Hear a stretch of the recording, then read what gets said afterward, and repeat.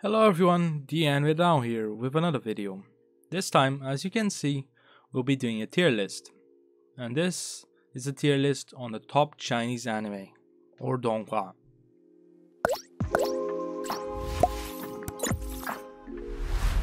So here I have basically over 100 Chinese anime titles, and they're all 2D titles. I'll be doing a 3D title separately, because it would be just too much. Let me just explain briefly the tiers. So we have must watch, so this is the top series that I think any fan of Chinese anime should watch. And then you have awesome, which is basically stuff that I think are really good. Then you have good stuff, which is more like, okay, this is good. Then you have not bad, which is like, this is kind of okay, it's watchable. Then you have I feel nothing, which is basically a bland, completely bland, and things that I can't really feel anything about. And then you'd have Do Not Waste Your Time, which is just titles that I think just are a waste of time for you to watch. And we'll see how many fall on each tier. Hopefully most are in the top tiers, but I don't think that will be the case. But okay, let's start off with a Record of Unusual Creatures. Basically, this was one of the initial co-productions by Chinese and Japanese companies, and it didn't end up turning very well because it didn't reach the level of popularity that they desired in China or in Japan. But it's one of the most popular web novels in China, so they're actually remaking the animated series Bilibili, but we don't know when that will come out. But it's like another shot making it popular. But in general, I think it's probably it's not that terrible. I just think it's not bad. It's not bad. It's not sensational. Hopefully the remake makes it much better. Then we move on to, let's pick one, Manto's Diary. Manto's Diaries is one of the series I actually really enjoy, and it was one of the best Donghua in my view. So I think it's must watch. The first must watch because I really think it's even though it was from early on when the Chinese industry wasn't that developed, it was still really good. I like the music, I like the animation, it's really emotional, it's really healing like, and I really like healing series, and it's one of my favorites. So let's move on to, I'll just pick randomly, I won't follow the order. Here we have Rakasha Street. Rakasha Street I'm not separating first or second season. I'm having just the series. So here we have Rakasha Street, a series that is actually really popular, and it's probably in the awesome part. The animation has improved a lot from the first season, the subsequently second, and I think the third season. It's actually a really good action-packed title. The comic is also really good, and I really suggest for everyone that they read the comic as well. It's just a top title, and the animation is really serving the manhwa well. Next we have T-World, this one. T-World is one of my favorite series as well. It's recently released from Bilibili, and the animation is really cute. It has this kind of very chibi style, but it's also really well animated. The world looks really good. It's like a mix of MapleStory with isekai, really, because it has that isekai element. Comedy is really funny because it's a lot of meta comedy. It's a kind of isekai-ish comedy, but it's really fun and it's really cute. And it's very relaxing. So I don't know if I would put it in awesome, because it's awesome. Next we have Baiyopu, or Many of 100 Demons, I believe in English. Baiyopu. So this is one of the best kind of Chinese series, I think. The lady, basically that's the main character, she's kind of like a doctor for Yaguai, and they basically deal with all sorts of troubles that Yaguai have with humans. Each story can vary. It can be happy, it can be sad. They're usually quite cathartic. It reminds me a lot of Mushishi with a bit of the healing of Natsume. So it's really one of the best titles, and I think it's been getting better after each season because the quality of the animation really improves. So it's definitely must-watch stuff. Okay, so we have God of Deception. This series is actually I read a lot of the comic, and I find the comic actually really fun. But the animation, it's very close to the comic, but its animation's a bit stiff, and obviously because this series is actually quite violent, the animation actually had to do some censoring of the violence especially the blood. So it took out some of that, and that doesn't really matter to me. But in general, I think it's not bad. It's not amazing, but it's not bad. Cheating Craft is also another one of those kind of co-productions between China and Japan. And it's an novel adaptation, and it's a fun title. Its animation's not very good. It's not bad, it's not terrible, but I think it's the first I Feel Nothing.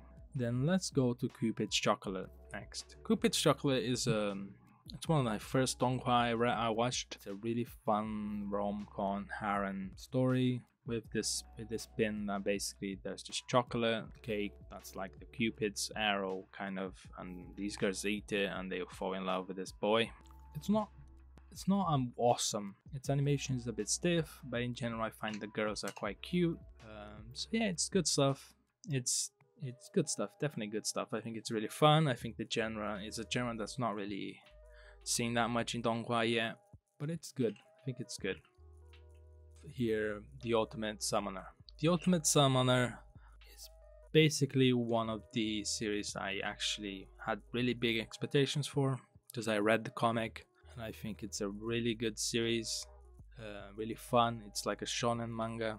We have the main character and there are kind of really big action moments. The animation overall was okay.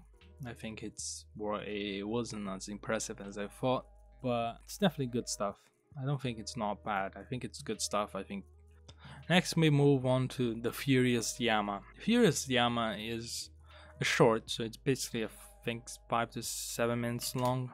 It's not a very long title, and yeah, I think it had 2 seasons as well. Shorts are usually not very serious, they tend to be comedy, but this one is actually a bit of comedy action, so it's surprising in that sense, and I think the animation was actually kind of good. It is fun. It's based on the game as well, a mobile game. It's a fun title. It's definitely not completely boring or anything, but it's not good stuff. I think it's not bad. Next we have Coal Star. Coal Star is another short. It's I think around the same length as The Furious Yama. I found it really fun. It's this very cartoonish comedy with this star that starts a business because he feels like he's useless and he wants to be useful. It's currently getting a Japanese dub as well, which is interesting, which I know the Ultimate Summoner is getting a Japanese sub as well. Most of the popular Chinese anime get Japanese subs eventually because Japan just imports them. So yeah, but Coal Star is getting that. It wasn't that big of a hit. I didn't like that the sound direction apparently wasn't really good. It sounded a bit muffled whenever the voice actors spoke, in contrast to the sound of the actual background. There was kind of a difference. So that felt a bit weird. But in general, I found it quite fun, but it's not bad. Next we move on to Busted Dark Lord. This is another short, but one I think around 8 minutes. It's about the length of The Furious Yama as well. This is a comedy one. It's based on a comic from Bilibili, one of their most popular comics. It's basically about this Dark Lord. Because his sect is completely destroyed, his father sends him to study into the human sect and the normal sect. Then he has to dress up as a girl. The comedy is basically that he has to dress up as a girl. He's actually really strong, but if he's discovered, he might be killed. So there's this drama. It's mostly comedic, but it does eventually grab into real action moments. I really like the comic. I think it's funny. I think it's a bit lighthearted. I think the action scenes are okay, but the animation, whilst it was very true to the comic, I really found the animation lacking. It was very stiff, and that's why it's not going good stuff. It's just not bad. Next we have Blood and Heart. Blood and Heart is a series I actually really enjoyed recently. It was delayed at first. I made a video which I included it for summer Donghua releases, and it didn't come out. Really disappointing, but it came out recently and I really enjoyed watching it. It's about a Japanese family living in China during the Sino-Japanese Second War, and they basically, because they moved to China to Japan, in basically Manchuria, towards the northern China where the Japanese was occupying at that time, and they're kind of stranded there after the end of the war because obviously Japan didn't take back all the Japanese that stayed in the occupied areas, which were eventually taken over by the Chinese again. And basically their son basically joined the army. He fought for the PLA in the Korean War. He fought against the United States and the Western Allies in that war. But he has eventually basically had to return to Japan. I found the story really interesting. It's a true story. It's based on the autobiographical manhwa by Megumi Sahara. That's the name of the main character. And this man passed away before the series was released, which is a disappointment. But it was a real fun story. However, the main problem was the animation. The animation wasn't very good. However, I think the story was really enchanting. I think the historical perspective, the fact this man was Japanese and he was in China, and how they accepted him was very interesting. Some people might think this is kind of propagandist, but I actually really enjoyed it. I gotta put it in good stuff because I think it's worth watching. So now we have Duan now. Basically, it was one of those very early Chinese animations. This one in particular, the animation was rather stiff. It was not that terrible. In general, it was okay. The story-wise, it's like a death game series. It has this very whole mystery behind it. It's not terrible. It's not bad. Let's move on to Frankenstein Family. It is one of my favorite series in terms of Chinese series. It was one of those Japanese co-productions because it really is really good. I really like the animation. I find it quite healing. It ended quite abruptly because of issues with the co-production, but I found it to be really enchanting. I found it really fun, and I really liked the fact they all had these different traits, but the boy was kind of human, and they're all getting together as the family, and they had to deal with these kind of. So I think it's awesome. I wouldn't say it's must watch, but I think it's awesome. So next we move on to Dragon's Raja. Dragon's Raja is basically one of the series that I expected to really blow up, but it just hasn't had much subs, which is kind of why it isn't that popular, because its animation is kind of spectacular. Story wise, it's kind of a very simple story, but it's action packed. It has characters like that fit into the character archetypes. They're usually likable as well. So it's really interesting title, and it has a second season coming already. But yeah, I really expected it to be a lot more popular than it actually is. But I think it's definitely in the awesome. Next we move on to Fantasy X Hunter. Was one of the titles I had big expectations for. It was actually really good. Its animation was kind of middling.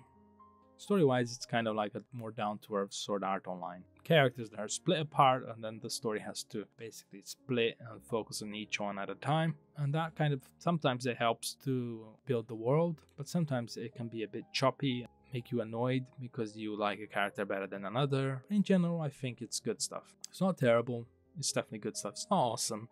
Next we move on to White Cat Legend. White Cat Legend is just pure bliss. Its animation is spectacular. Nice boat animation. Just got a really high pedigree of animation.